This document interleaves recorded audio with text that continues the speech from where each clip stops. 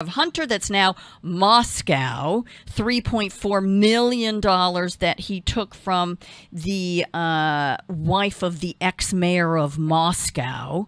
You know, what the heck is that about? And then we're back on China here, where he was given a large diamond and he was given all the, we're looking at a swamp of a family that is rivals I don't know what, and it's pretty darn scary, and people are looking the other way over this.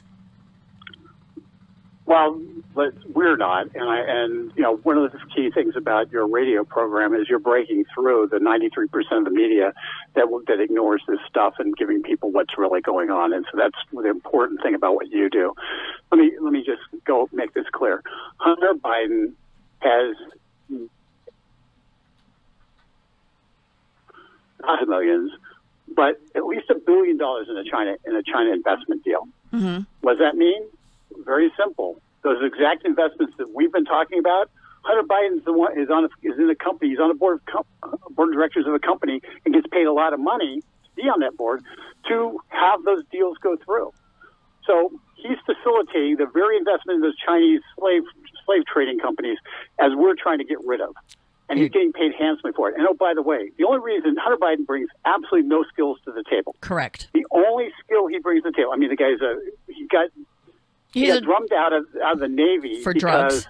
For drugs, very recently, by the way. Mm-hmm. So he doesn't bring any skills to the table. What he brings is the daddy's Biden name. Mm-hmm. And as a result of that, they're buying direct access to the former vice president and who they hope will become the president. That's the truth. If a Republican candidate had the same exact circumstance, they would have been destroyed a year ago. Absolutely. It hung and quartered and held out to dry as a piñata. Exactly right. And so yet the Democrats are supposed to be for the people.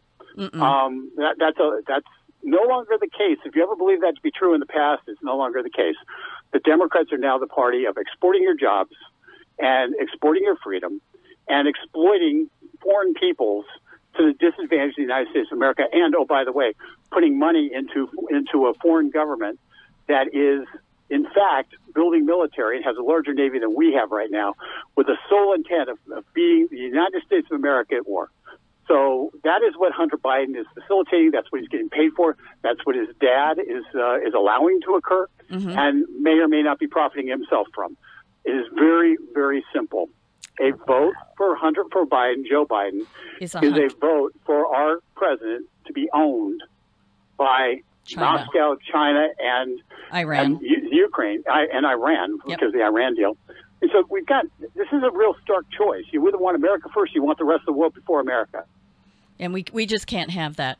I have to thank you. Boy, this half hour flew by, Richard. So I definitely would encourage you to reach back to Juan and Keith and get back on.